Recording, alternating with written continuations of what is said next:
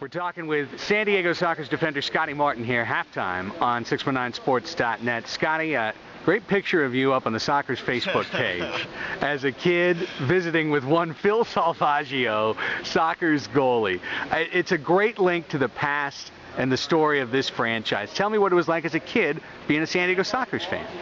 Oh, I mean, it was great. I think one of the first times we went, my little AYSO team actually got to play on the sports arena field before the game. I was like 4 or 5 years old. I think it was the green soccer machines. And so we played. I think back then might have been a little less interested in the actual soccer and more interested in just messing around in the stands. But you know, watched them all the way through until they went on their little hiatus.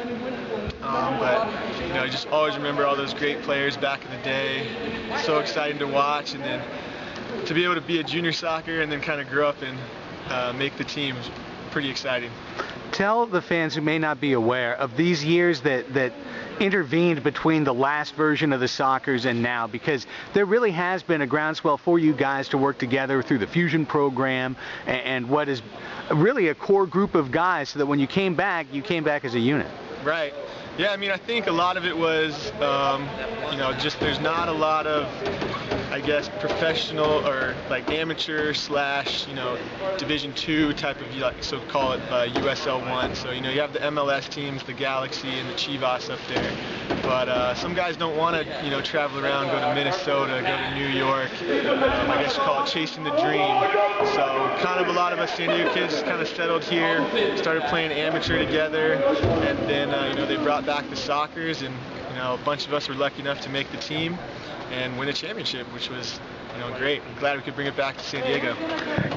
Dating back to that picture that I opened the interview with, tell me about your relationship with Coach Phil. So other than, you know, meeting him that day, didn't know him up until probably about 5 years ago or so, playing indoor down at the Mission Valley YMCA, just kind of messing around, playing against him. He was a goalie, always talking smack to everybody, you know, throwing the ball at people, kicking people, and then, you know, from there, just kind of started playing together. You know, he's a great guy. We'd go out on the Fusion trips together. He used to play on the Fusion in goal. And if it hadn't been for that knee thing, I think he would have been, you know, definitely challenging Riley for the spot last year. It's true. People forget until he had to break the old pogo stick there. Yeah. What Coach Phil could do and not. Fly around. He's a little guy, but he used to fly around and cover a lot of ground. But what was up with those 2 earrings? I know. I think he looked like one of the Backstreet Boys or something. New Kids on the Block, I guess it was back in his day, right? For sure, for sure. That's a look that I think he'd like to keep retired, if at all possible. Scotty, knowing all of the history and tradition, what does it mean to you to practice underneath 11 championship banners? Well, I mean, it's kind of daunting, I guess you could say. Like, you know, we definitely feel a responsibility and a little bit of pressure every time we go out, you know, to make sure we put on a good show, we play hard, we win. I think there's definitely high expectations for us to win. So, I mean, there's definitely a lot of pressure playing under all those, seeing the retired numbers of the guys we used to watch play back in the day. But I think we can do it. I think we can do it, at least back to back. And tell me about the confidence level of the guys as you go into the second year of the league, because I think every time that the Soccers have come back before, there's been the question, are they going to stay back, or is it going to be one and done, 2 and through? What's the feeling here going into year 2? You see 3,000 at the home opener, a different front office, as to maybe the stability of the league and the possibility for this to continue.